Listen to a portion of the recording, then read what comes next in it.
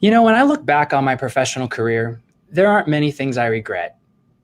Well, there was that one email that I would totally take back if I could. Although, in fairness, I did learn and grow a lot from the situation. When it comes to regret, it's not the campaigns I ran or the ideas I had that maybe did or didn't see the light of day that I regret.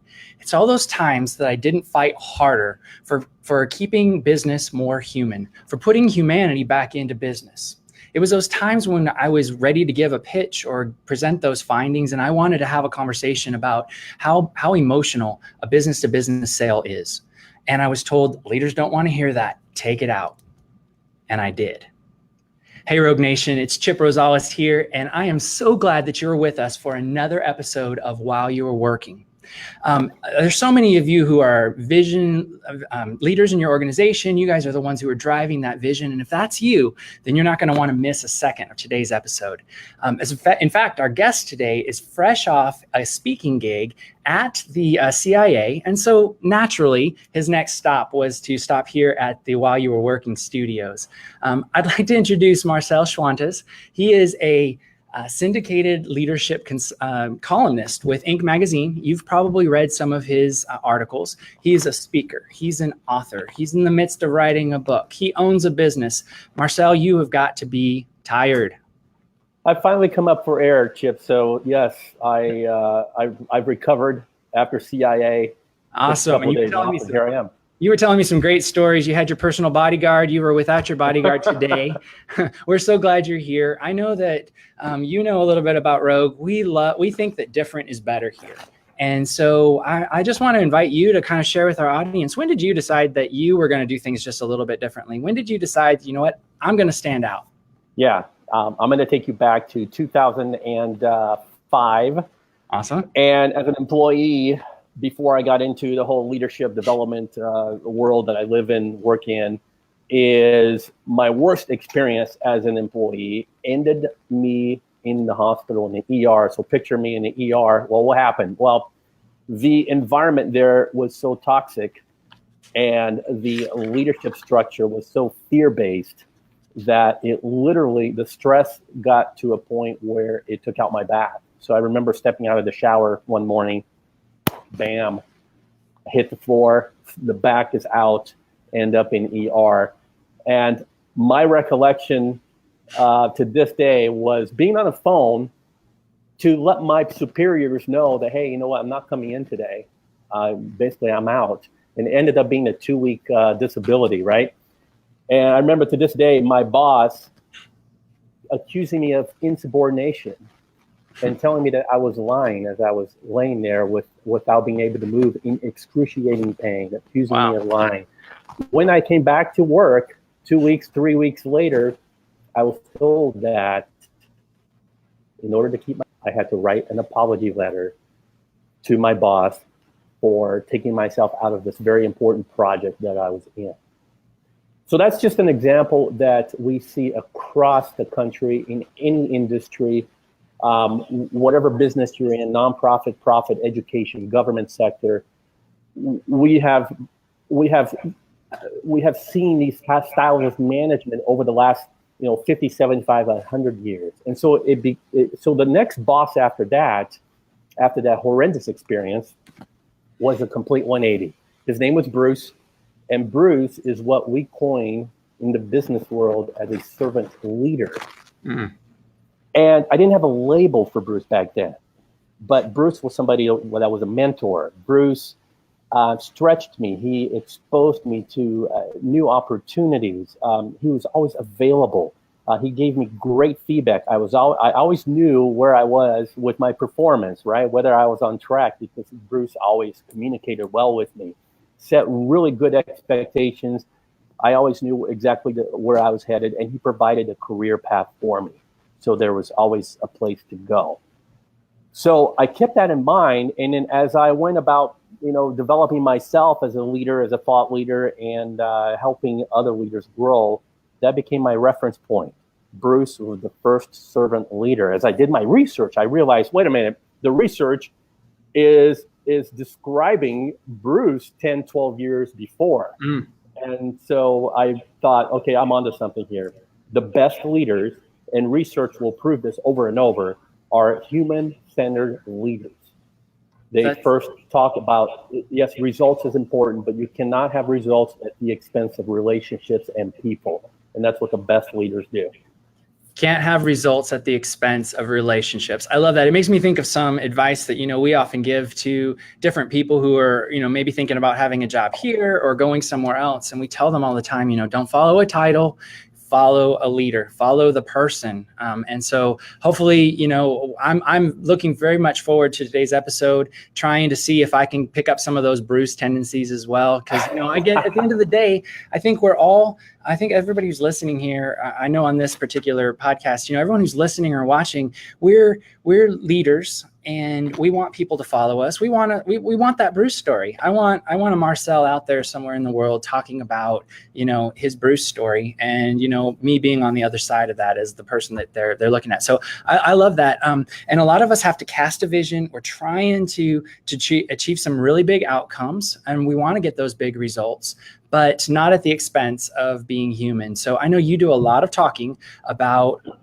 human workplaces, human workspaces. You've given us some examples there. You also talk about 6 practices of being a human leader.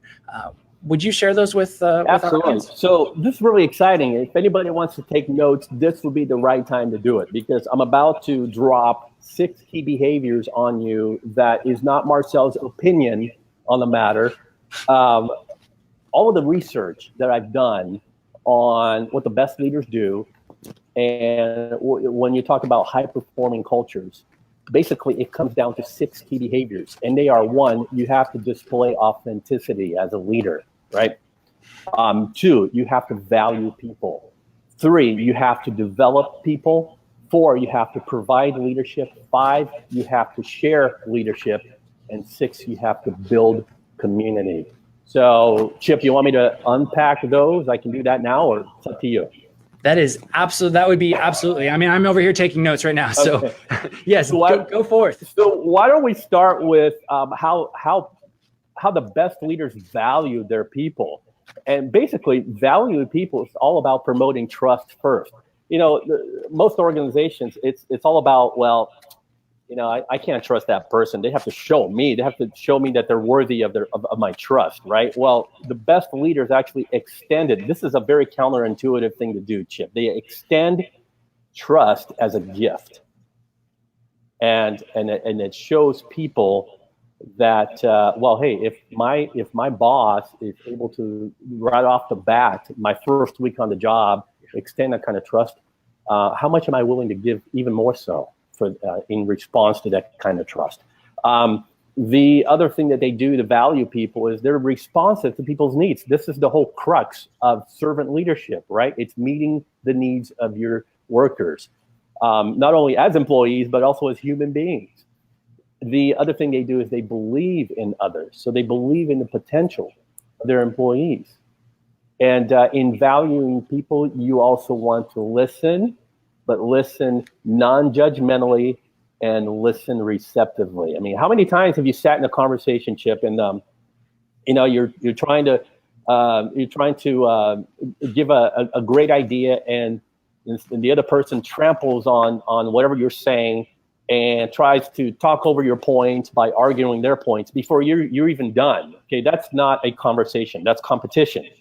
So the best leaders, they first listen with the ability to want to know what's going on the other side of the fence. So they listen to understand first. Seek understanding before you want to counterpoint whatever you want to convey back to that person. So the best leaders listen, though, because they want to be able to know, how can I meet the needs of this individual? And that's how you do it, is by listening first. So let's move to the second building block of servant leadership, and that is developing people. Well, how do best leaders develop people? Obviously, you want to provide learning and growing opportunities for them. You want to create a kind of a learning mindset across the organization. So that sets the culture in the direction that, hey, we're all here to learn and grow together. And that helps to keep people from being competitive inside your own office, right? You're taking a kind of a humble way to say, hey, I want to learn from you. So that means that conversations now become about bettering yourself, whether you're having a conversation with somebody that maybe less experienced than you. Everybody has something to offer. And so there's a term called reverse mentoring, right? It's somebody that's probably my age that sits down over coffee with a 20-something, because I know that there are things that I don't know from that person's standpoint, that person's life experience, that I can learn from. So yes, I take every opportunity to sit down with a millennial. I'm a Gen Xer, right? So I sit down with millennials to kind of understand how they see, how they view life through their lenses. And I always walk away with something new. And it helps me to grow as a person. It actually makes me think of our environment, our cultural environment right now, and just the politicization, whatever, how you say that word, the politics that go on, and just the way that people, I remember back in 2016 with everything that was going on, I know that we wrote a blog post here, an article that talked about how you can learn from anyone. And, you can look at both sides of the aisle. There's just something to be seen if you'll kind of just do what you just said and stop and listen. And I also know that's a whole lot easier said than done. So, appreciate you kind of like giving those, and not only giving that, but also these practical tips. But it just made me think of that right off the bat. I was like, we live in an environment where we just don't do that. We either think we won't listen, or other people don't have an opinion worth listening to. So I love what you're saying there. It makes a lot of sense. The hardest thing to do is to be able to park your thoughts and be able to actively listen. It's something that I would encourage everybody on this call to be able to do. It's just sit down and just actually park your thoughts in the process of having a conversation, and just without any agenda on your end, just be able to listen actively to somebody. It will make you a better leader. So the other thing that great leaders do to develop people, so the second building block still develop people, is we don't think enough about the encouragement and the praising piece of developing. Because when people do well, you want to reinforce those behaviors by acknowledging them, by recognizing them.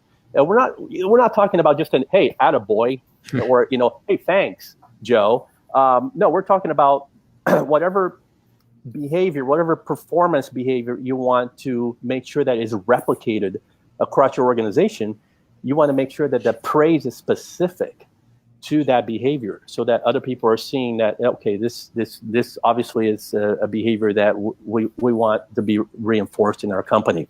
And according to Gallup's own research on praise and recognition, if you're in a leadership role now on the call, praise should be extended to an employee at least once per week for high engagement to take place, for that individual to be in that mindset of, hey, I'm valued and appreciated here. Okay, it raises the engagement level, psychologically speaking, for that person. So let's move on to the third one, which is provide leadership. They found Gallup data, as I was going through the research, one of the top reasons people quit their jobs is because their direct bosses don't set goals and expectations, and especially during change, because change can kind of it brings uncertainty in people's minds, right? And so you want to continue to set goals and reset expectations about change and where you're headed, right? So that people are freaking out about, okay, where's this company headed, right? So the best leaders always communicate that.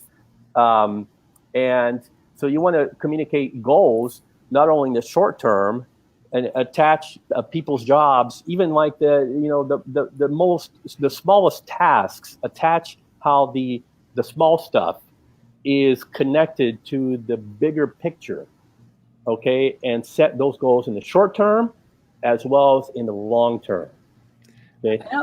I know that as leaders, we sometimes get tired. We get tired of saying what we think we're saying the same thing over and over. And I think other people get tired of hearing us say that. And I know maybe it's a little counterintuitive, but as you're talking about this, I think about that and think, maybe as creatives, and like, we're specifically in that marketing space, we get tired of seeing the same thing and saying the same thing over and over, forgetting that everybody hasn't actually processed and heard it the same way that we have. Do you have any ideas and tips on how you do that, how you practically do that, and get out of our own heads of like saying it over and over, and maybe what the research shows, or how you might suggest to places that you're consulting? How do you do that? Well, I think that it's counterintuitive. Well, let me back up. It's actually common sense, but it's not common practice. When we think about work, we get so caught up in putting out fires, and we get caught up in the tasks, and or even if you're a higher level leader right now on the call, you spend so much time on setting the strategy and carrying out the vision that we forget about how people are naturally wired as human beings to want to experience work. And people want to make sure that they are psychologically safe every day, that they know exactly where they're going, and so that there's no fear involved, because fear is a motivation killer. I mean, you want to disengage your employees as fast as I can say the word fear. Start acting without clear communications and measures in place, right? Pull away from making them feel like they're certain that they know where they're going. That's how you instill fear in your organization. The other way that if you're going to instill fear in your organization, in the hearts and minds of people, is take away their freedom, take away their autonomy. So these are all things that are, yes, you think that it's common sense. We never instill fear in the minds of our children as they grow up, right? We're there to empower them and to make sure that they're supported and guided, and that they have clear expectations at home, right? And that we set goals as parents. It's the same exact thing in the workplace. Employees have to know exactly where they are and where they're headed.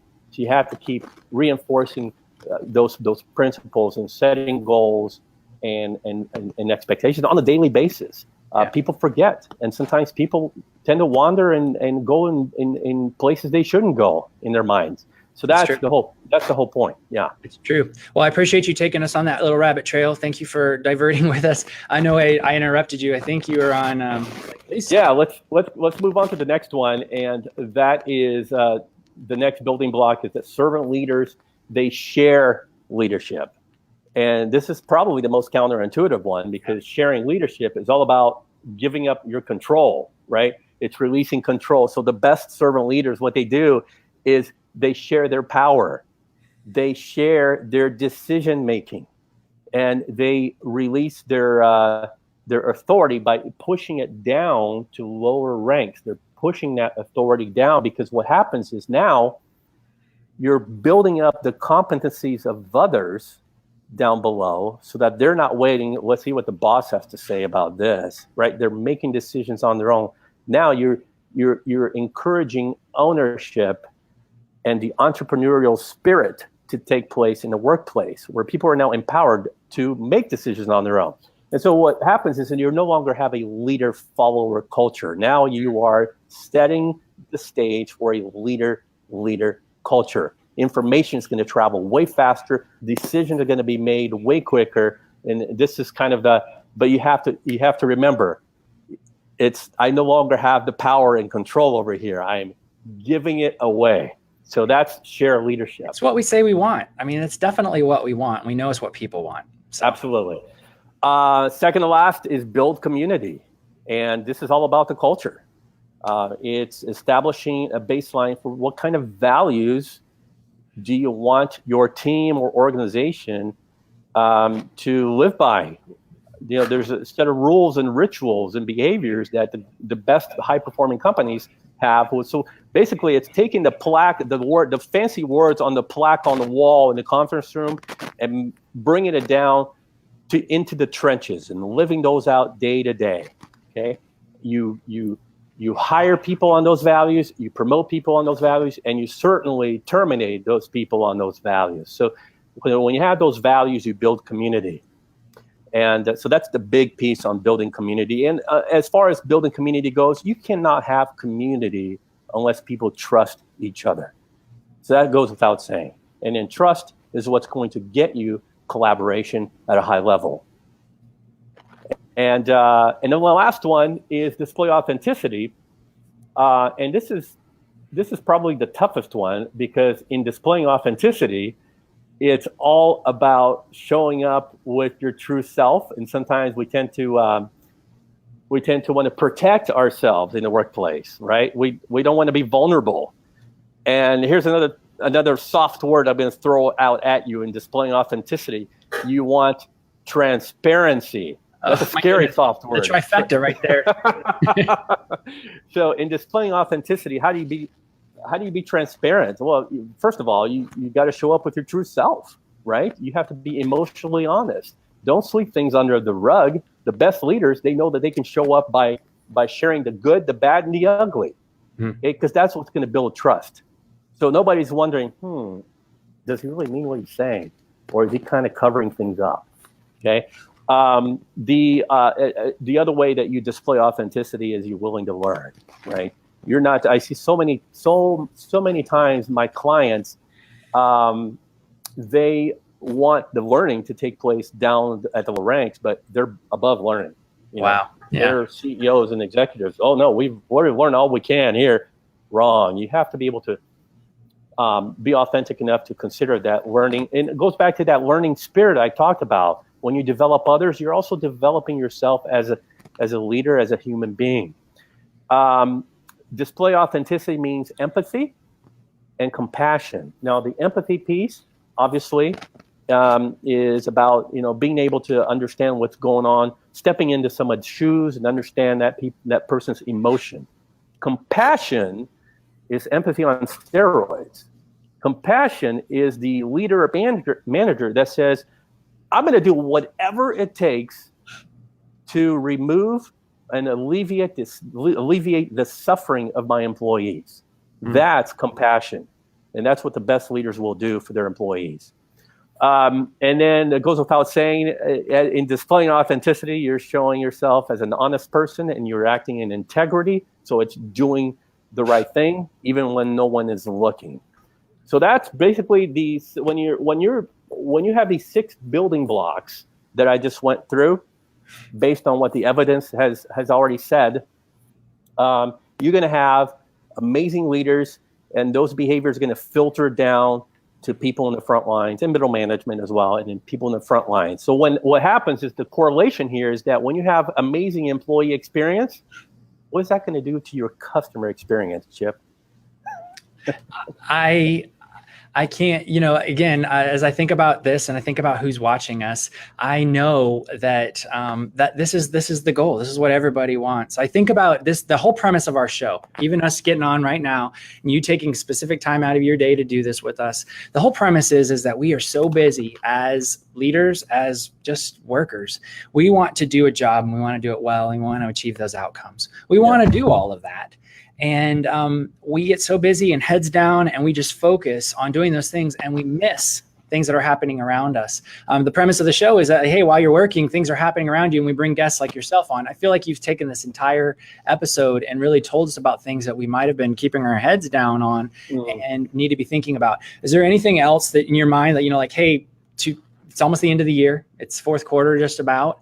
Are there any other things that, that we should be thinking about as we move into the next year and say, you know what, pay attention to this as well? Yeah. The thing that keeps popping in my head, because I stand in stages and I do this. On one hand, I say you have to have relationships and you have to have results. You can't have one without the other. And it's another way of saying that don't put people ahead of profits, because in the research, the companies and the leaders that do really well, the companies that financially perform well, they put people ahead of profits. And guess what that does to their financial performance? This is the profit. Right. And so, but see, I mentioned at the beginning that we are not naturally wired. We have this mentality that goes back 50, 75, 100 years. We just haven't made the shift to more of a human workplace. and treating people like human beings, like valued people. And again, we can sit here for another hour and talk about how do we get rid of the politics? How do we get rid of people getting thrown under the bus and and backstabbed? All of those ugly corporate truths.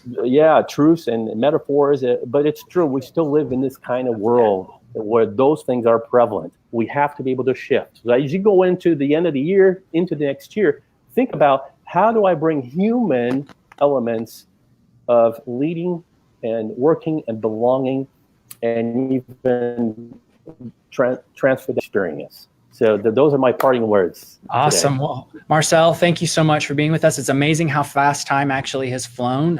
You gave so much wisdom. My team, you guys can certainly hold me accountable to passing that leadership down. Giving you praise once a week. We're going to work on that a lot. Make sure that happens a lot. Marcel, it's so many great tips, so many great pieces of information. And I hope that all our viewers and watchers, that they will, take some of this to heart, literally, bring the humanity back to our workplaces. I know you've got a book coming out. We're going to put a bunch of links to different components and pieces. I know that book's still in the works, but let people follow you and do all that. So Rogue Nation will have all of that down in the show notes. This will be live in just a little while. It'll be over on gorogue.net in the Rogue Think section. And I invite all of you to catch an upcoming speaking engagement if you can with Marcel. So once again, I just appreciate all of you staying with us all the way here to the end of this episode. Thank you for joining us for this episode of While You Were Working, and we will see you next time. Adios.